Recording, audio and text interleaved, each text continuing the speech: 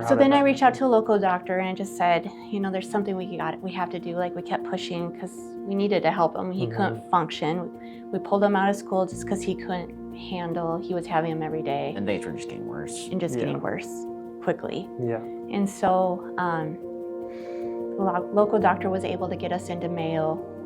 And we went to Mayo and they're like, yes, there is something wrong. They did say that usually does start with an injury or a virus that creates it. It's not all in his head. Which is nice to hear. Yes, yes. All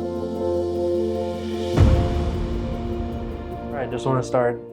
Thanks for coming in and being willing to share your story and everything today. So we had posted your testimonial and you had gotten some questions, and we just wanted to have a little deeper dive today and kind of answer some questions that you maybe been asked and hear more of your story more in depth and go from there. So if you'd want to share your story a little bit, that'd be great. It all started on September 17 of 2025. We got done with our servant day, where we go around the community and help with projects or gather things or things for just the community. We were getting back from that and we had football practice at 3:30. I was heading to that and I hopped out of my car. I was not feeling well at all. And the next thing I knew, I collapsed in a field in between a softball and baseball field on the way. I had no idea what was happening. I'd say the last thing I remember from that was just waking up in the hospital, just not knowing what happened. So what did it progress into, after that event that day? What did the next couple weeks look like? So the next day, I went back to school, just thinking everything was normal because they told me it's just a panic attack. So I went back to school, just did everything I was supposed to, went to football practice this time, practiced, and then every Thursday we had the team meal, and then Fridays are the games. So we had the team meal, and during the middle of it, I ended up having another one. So they rushed me out into a different room just to see how it just played out, and then they sent me back to the hospital. Okay. And so when you went back to the hospital that second time, what were you told that time? Because you panic attacked the first time. What was the... Just told me it was another panic attack again. Same sort of story after that one? Yeah, just gonna send me home again. Okay, so how long did this kind of the same process happen over and over? How long did this go on for? I'd say the next Friday, I didn't have one. Say Saturday I had a minor one, but over the next week, they just started progressively happening more and more and getting worse till a week and a half later, they just started happening every day. Okay. And then we started taking him to Sioux Falls, to the ER instead of local, just to see if we could get a different diagnosis, because we're something's wrong. Yeah, different opinion. We knew something was going on, and we didn't think it was anxiety. He just never showed anxiety, and we just didn't agree with that. And also, his school staff came with us to the hospital one of the times, and they're like, we don't think it's anxiety. There's something else going on. There's something wrong. For sure. And say a month or two later, they started happening once or twice a day. And they finally took me out of school just to get chiropractor appointments, physical therapy, massages, just to relax my muscles. And in between there, he was sent to the hospital, and he was hospitalized for a couple of days, and they were able to get him to have a seizure. And they saw that there was nothing wrong.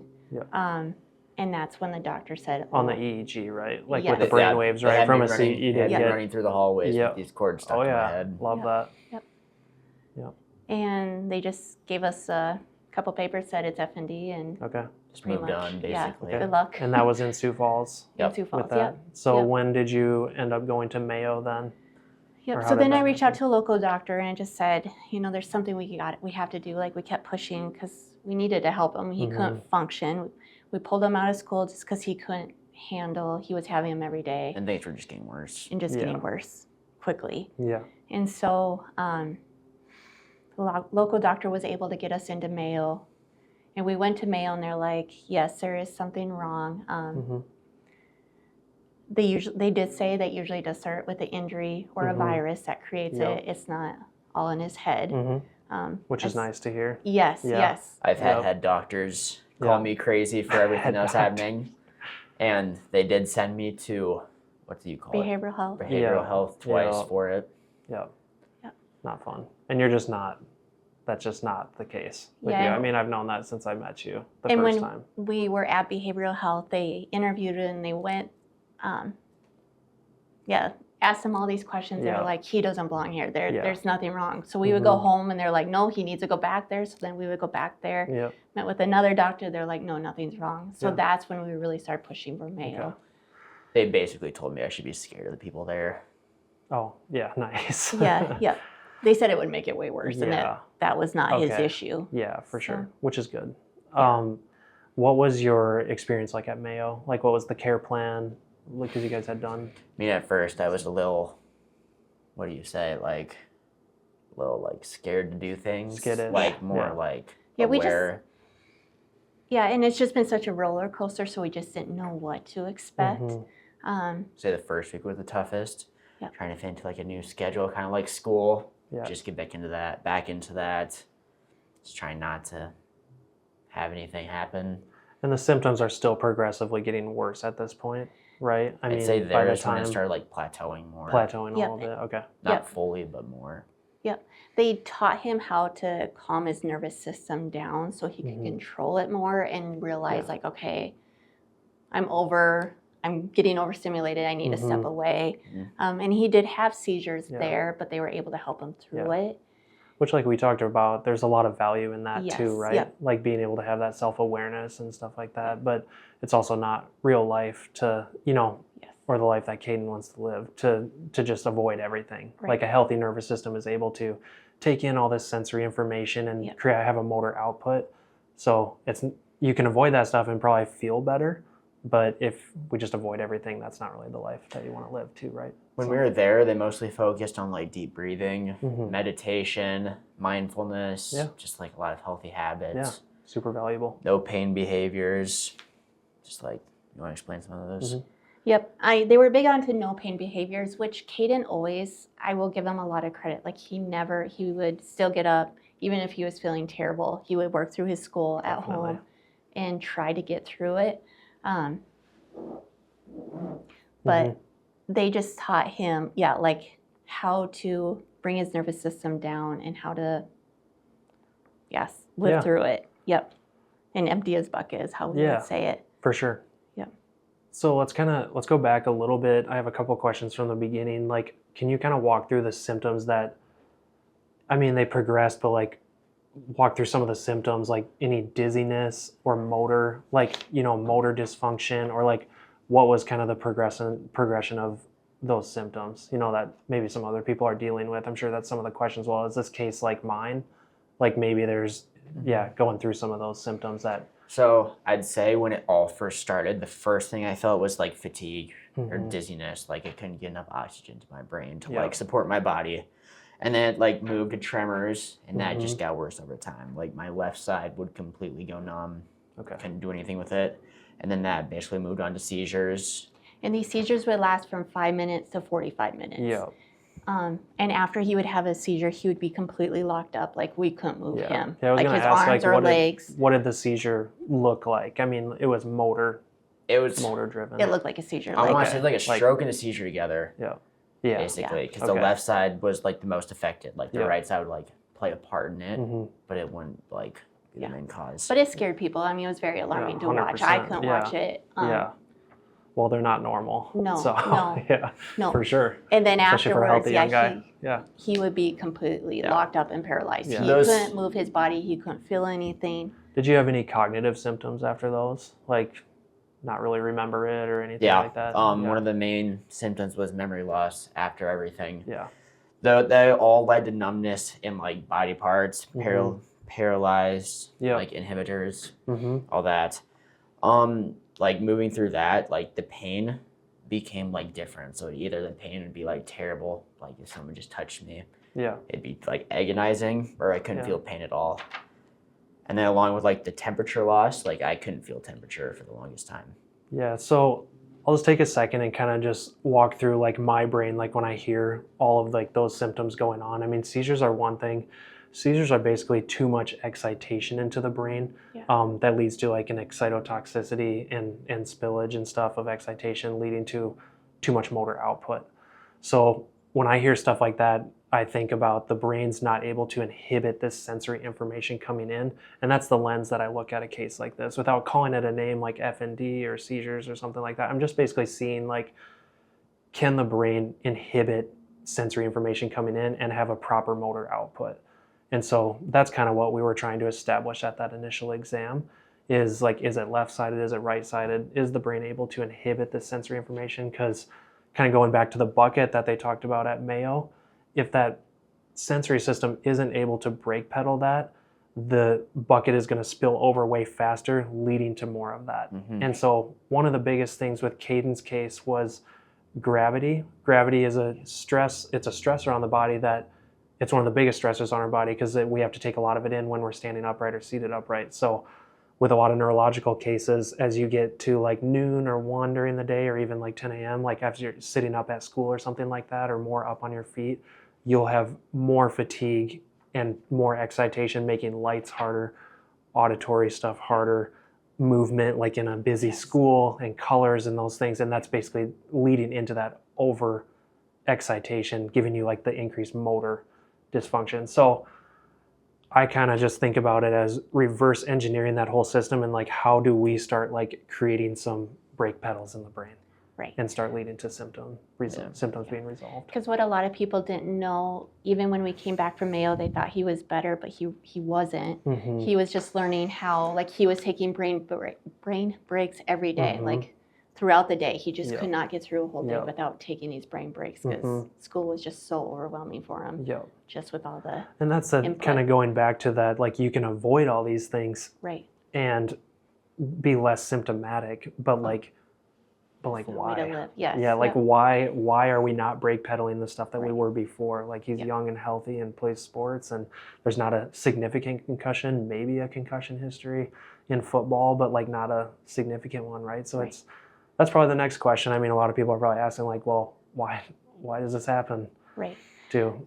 I have a couple theories that the way I talk about stuff, I kind of live in a world of concussions, but all concussions are going to lead to an inflammatory process in the brain. So you can have a physical concussion where you hit your head and leads to imbalances in the brain and wiring issues. You can have chemical concussions, so like something viral like they talked about at Mayo, that's going to lead to inflammation in the brain and a wiring issue.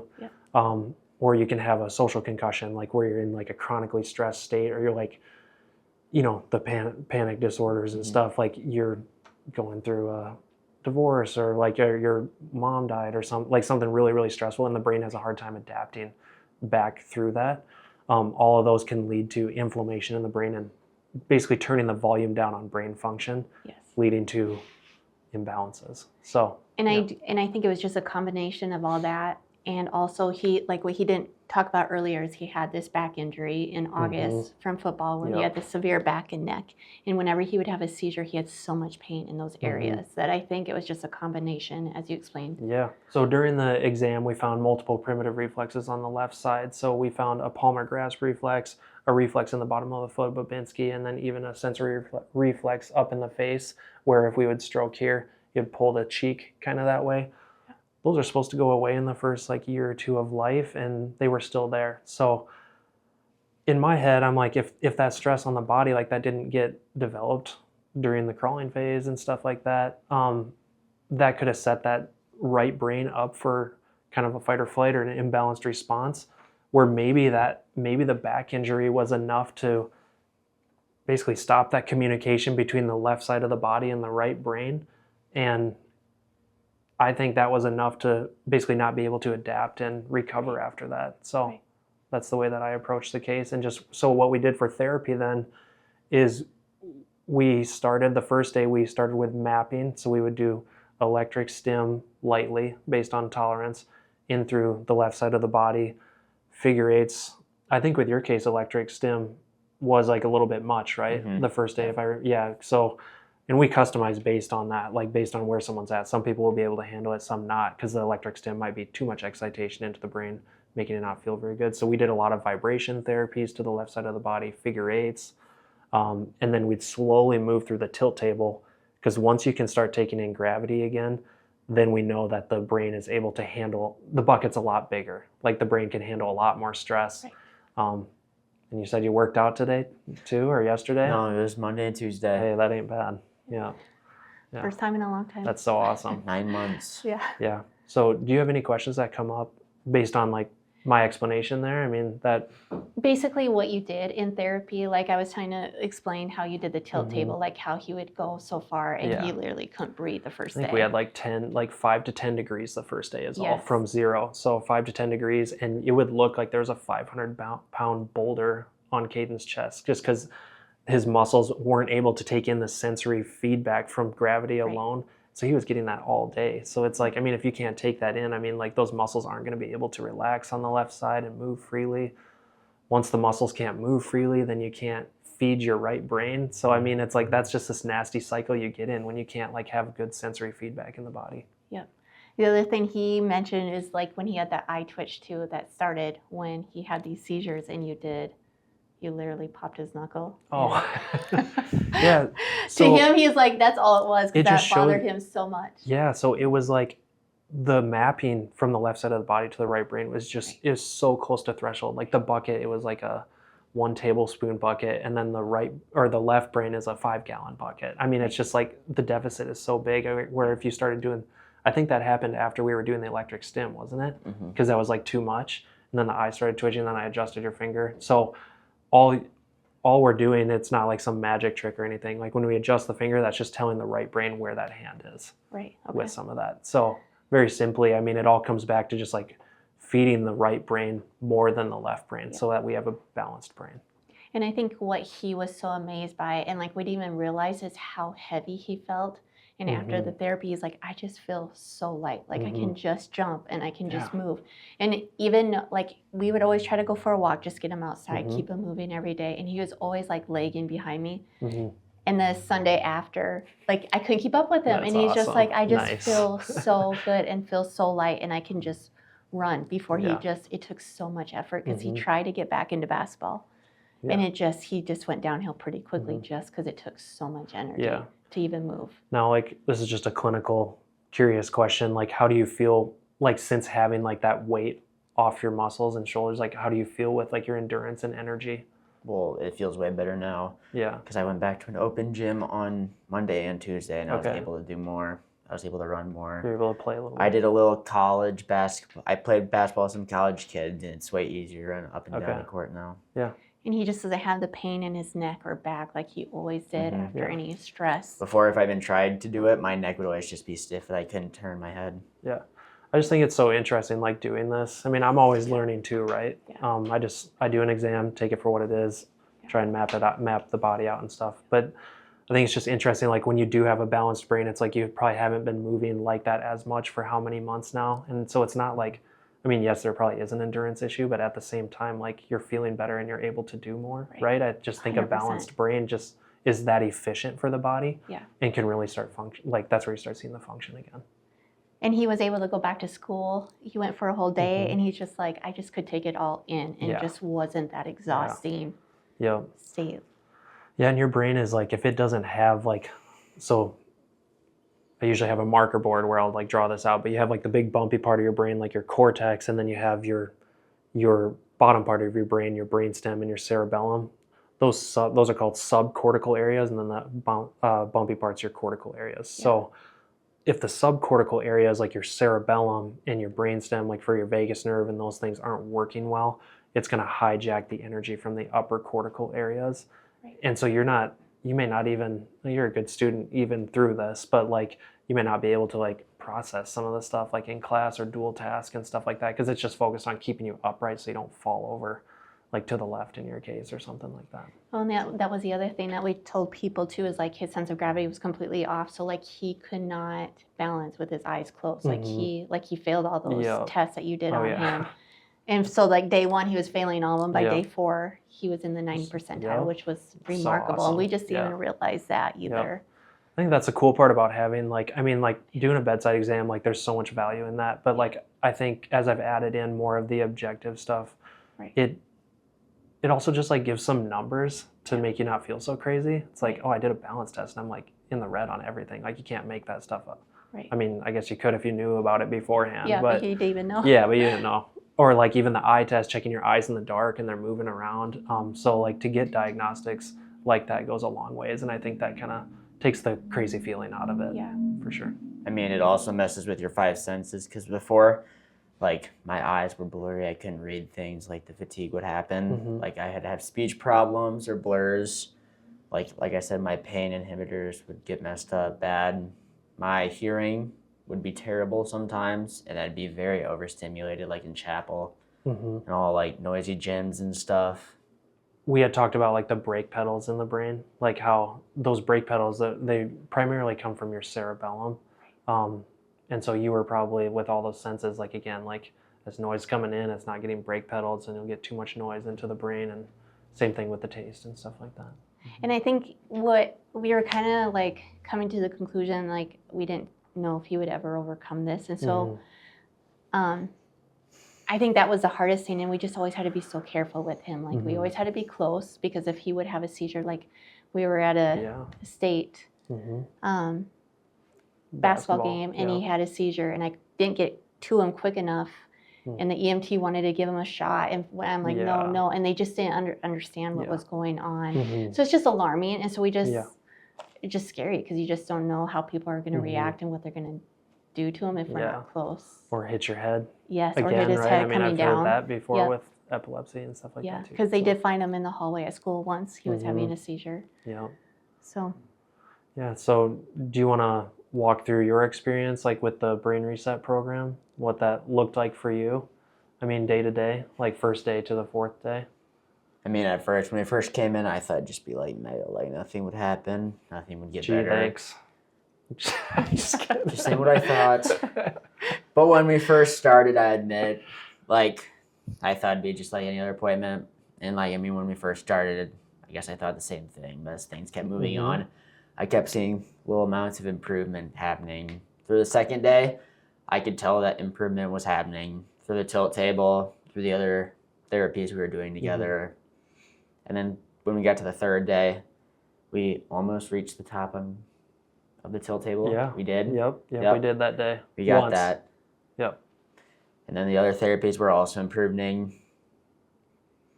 And then through the fourth day, we were able to do tilt table 10. It was 10 times. 10 times together. Yeah. Therapies were very helpful. I could actually, when we got to that balance test too, the scores were way better. Yeah. Just a good feeling after seeing better scores and stuff too. Like knowing that it's not like, oh, I just feel better. Like it's actually, again, another positive to having the diagnostics. It's like, can't make it up. Yeah. Because it's showing the numbers are better. After plateauing for 5 months and going through that week, it just felt amazing. Awesome. Yeah, it was such a roller coaster the last 9 months that we just we just didn't know, especially after Mayo, we had so much hope. Yeah. And then it just kind of went downhill from there, that we just didn't know what to expect, and try not to have so much hope in it, because we just didn't know if he would ever overcome it. Yeah. I mean, we would pray we would, but. For sure. So. Are there any other questions that kind of came up, like from other people that were asking about the care? And a lot of them just asked like what you all did, and we talked about the lasers. You did a lot of laser therapy. I can talk a little bit about that. Yeah. So throughout the week, the strategy is, like I talked about, is remapping the body, get the body in a state of rest so that it can function properly. So there's a lot of fatigue a lot of times, like when it comes to brain health and everything, because of the chronicity of the case. So that's why we utilize lasers and hyperbaric oxygen therapy as well. Not everyone's able to tolerate the hyperbaric, but it's here as an option for sure to get oxygen to those pathways in the brain. So I think that that's a big part of the case, is like big part that helps each case is with the laser therapy. It takes down inflammation. It drives up energy into the tissues that you're wanting to make a change to. So like we didn't just laser the whole brain and just hope for the best. Like we would laser the left cerebellum and the right brain. And that would actually, basically it just works as almost like a miracle grow for the brain to help feed that neuroplastic change. And that's a huge part. And the lasers, they're cold lasers. They're level 2 lasers. So like they don't hurt. A lot of probably the electric stim is probably like one of the like scarier therapies, I would say, like more invasive. But for the most part, a lot of the therapies here are just so like calm for your sensory system. And I think that allows for the healing process to happen. And you also shocked his tongue. We did shock his tongue as well. Yeah. Yep. And everyone was wondering what that did. Yeah. So there was instability with the eyes when we did the V&G test. Yeah. There's a nuclei in the bottom of your brainstem that helps keep your eyes steady. And so one of the biggest things, like as you're going up into gravity, those eyes become a little more unsteady, making your autonomics unstable. So that's when like your heart rate will pick up and your fight or flight system picks up. So stimming the tongue actually at like a 1 hertz speed can help keep the eyes steady and calm down the autonomics. And then we've had a lot of questions like, is he still coming back? How much therapy does he need to continue? So every case is different. Right now with Caden, we're doing once a week hyperbaric and laser, and then I think after a month, like we'll space it out and see what we need. You know, my goal for every patient is just to get you as independent as possible. So, I mean, there's always like stuff you can do, like hyperbarics and lasers for energy production and supplements for inflammation and like all that kind of stuff. But like if you come in and this is my goal, like that's the goal I'm going to work towards, and then try and get as much independence as possible so that you can go play basketball and not have to think about this stuff again. That's kind of the goal. So yeah, and I think we just want to give hope to people that like we were kind of running out of hope, and there's people that we've run into that have the same situation that have been dealing with it way longer and has pretty much exhausted all their resources. So they're nervous about coming and trying another thing. And so they're so excited to hear about Caden, and they're just wanting to make sure that. And some of that too, I mean, like functional neurology is not a very common approach that you see in places. So that's the technique that we're using here as well. So what functional neurology is, you have traditional neurology that's looking for pathologies like at a hospital and stuff like that, right? And with functional neurology, we're basically just thinking of the brain like a muscle. And where those weaknesses are at, we're working on strengthening those. And there are other functional neurology docs in the United States that are really good too, but there's just not very many. But there is definitely hope. I mean, when you start like looking at the weakness in the brain and start strengthening that, it can go a really long ways. I think that's the biggest thing is, I mean, we watch our son go downhill so quickly. Like we said, he was so active in everything to be able to do nothing. And just if we can help others. The body is created to heal. Yes. Right? I mean, like if you get a scratch on your leg, like it'll scab up and heal. I mean, like you don't have to think about any of that, right? So at the root philosophy of this office, and that is a kind of a chiropractic thing too, it's like knowing that the body's meant to heal as long as we can push it in the right direction by promoting like those rest responses in the body, get the sensory system under control. Like I know the body is going to work in that direction for us. Right. So, well, I appreciate you guys taking the time to share your story and answer some questions, and just really appreciate you. Thank you. Thank you. Yeah.